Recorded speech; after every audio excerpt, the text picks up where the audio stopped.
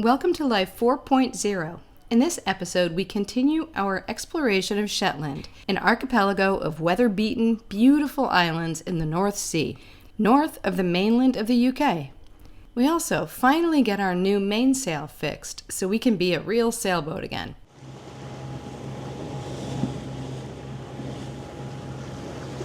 You'll recall we left off in the wonderful birding area around the Isle of Naas, which is off of the island of Bresse, just west of Lerwick.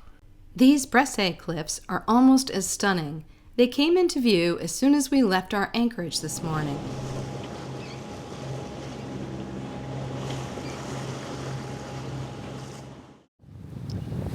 This is the southern tip of the island of Bresse.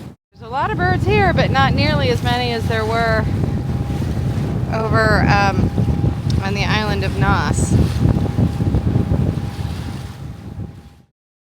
The cliffs and coastline continue to delight as we make our way toward the busy harbor of Lerwick, the capital city of Shetland. Oh yeah, this arch is coming into view right now here. So look back at that arch. Oh, that goes. Yeah. Tom was saying when that collapses, which inevitably it will, 2 years or 2,000 years, a lot of the cliff will go above it too. And here's a cave inside here. One of these caves is so large they drive tour boats into it. I never love that. I always feel so claustrophobic when sometimes we take our dinghy into a cave and I just feel like I'm a little trapped. But this is sure pretty. A lot more sheep on Bresse too, just like there were on Naas. So Naas is also a sheep farm in addition to being sort of a nature preserve. It's co-managed by the owner of the island and the bird sanctuary. This is the southern part of Bresse, and we're turning the corner and heading up toward Lerwick.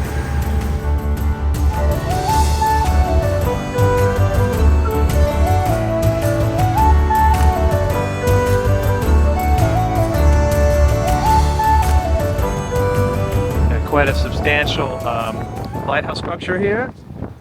Kind of the yellow and white reminds you sort of like a Portuguese color scheme. Their lighthouses. I don't know why. There's big oil tanks up there for probably when it was run by oil. Now these are all electrified.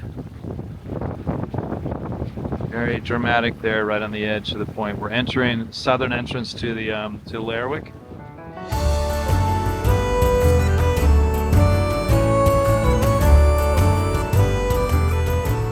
These old buildings have probably stood on this waterfront for a century or more.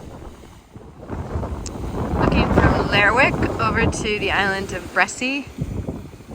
We're near the boat club on the waterfront.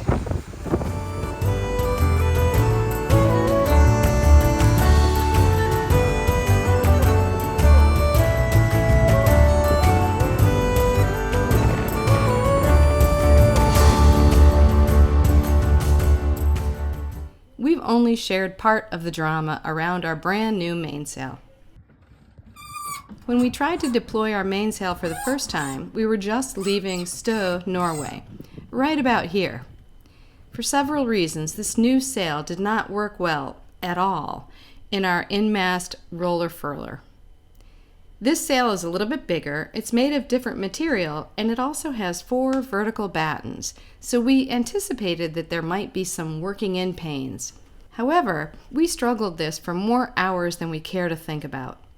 One problem, the stick-on material installed to protect the sail in the areas that the spreaders would rub, became insurmountable and required a sailmaker's expertise. Here's a little bit of the backstory. But Tom had to cut some of the tape while he was up there, some of that chafing tape. Right now, part of it is folded back on itself to just be able to get this thing lowered, but he had to cut part of it to be released. and part of it is hanging around a foil inside the mast. So we're gonna lower the sail, raise him, cut that stuff off, get the stuff off the foil. We're gonna cut back right here. We cut back about a foot on this chafing tape so that it doesn't happen again. We can't pull the whole thing out because it's leaving adhesive behind, and that's going to be problematic too. I feel like it should be stitched out, but we're up on the Lofoten Peninsula in Norway, and there's no sail. The people in northern Norway are tremendous mariners, fishermen, and explorers, but sailmakers really don't exist in the area this far north. If we were closer to Oslo, we would have no problem, but we were hoping to hop to Shetland, so we searched there and discovered So Far North.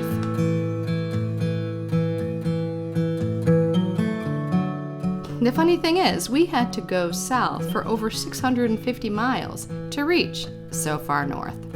Granted, they are way north in the UK, so their name does make sense for them. Davy, from So Far North, picked up our sail as soon as we arrived in Lerwick. We will go to their business to retrieve it. In Lerwick, yesterday was a beautiful calm day, gray and a bit rainy, but today is full of cruise ships. This is the smaller though of the three that are in port right now, 131 meters. Behind it is a much more bigger, normal, huge looking Viking cruise ship that's got this lifeboat there in orange that they're shuttling people in from anchor.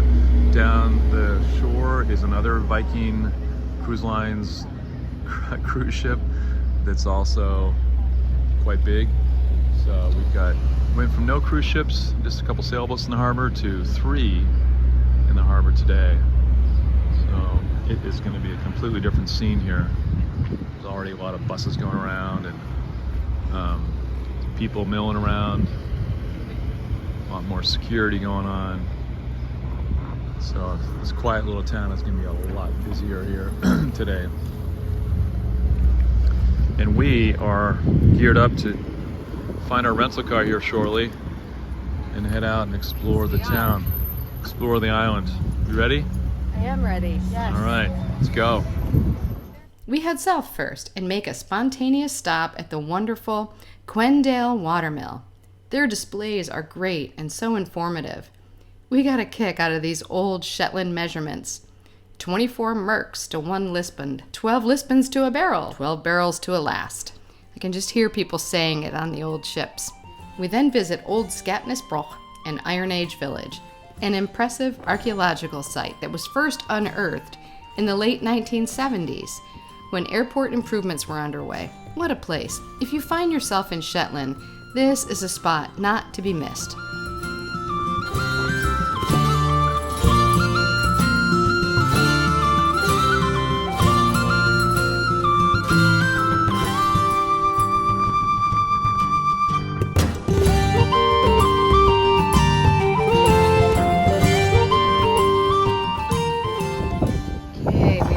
Driving around the southern area of mainland Shetland, and this is Spiky Beach. I thought it was a really cool beach way over in there that's secluded in the cliffs. There's a couple swans. It is cold, and here's an interior lake or a loch. This is St. Ninian's Beach over here. Supposed to be a chapel, but I can't really see where it is. I have to look on the map. I was thinking initially we'd walk over to the chapel.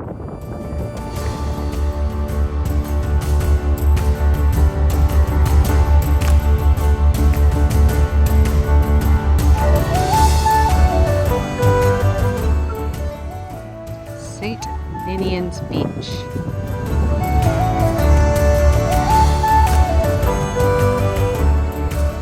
We walked around St. Ninian's Isle with all of her stunning cliffs.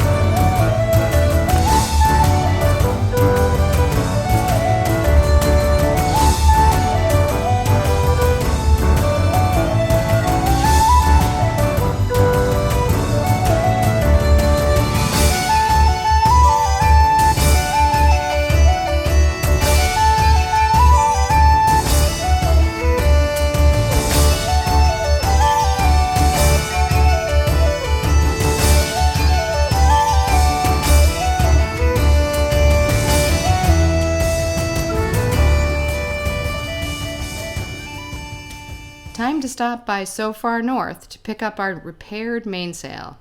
We enjoy a late lunch in the darling town of Scalloway.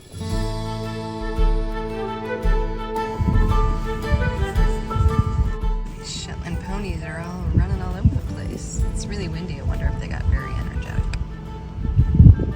And then drive north through Wisedale, 8th, Bray, and all the way out to the Esheness Lighthouse.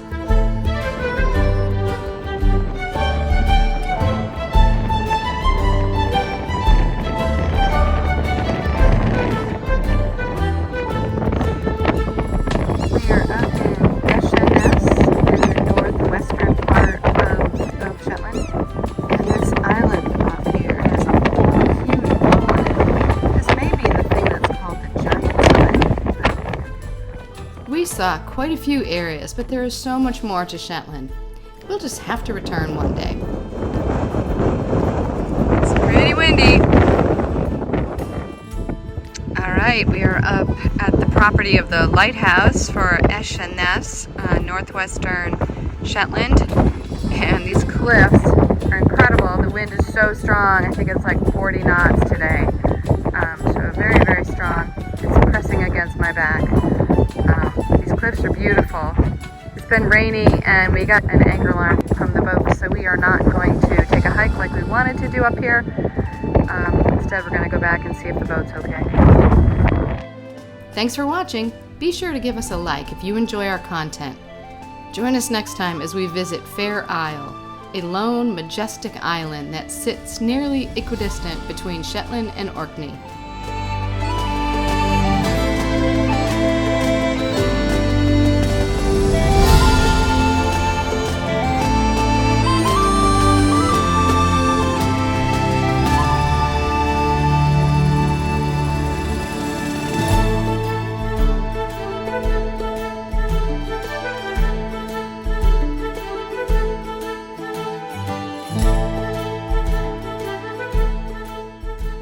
This is a very special puffin nesting location, so don't miss it.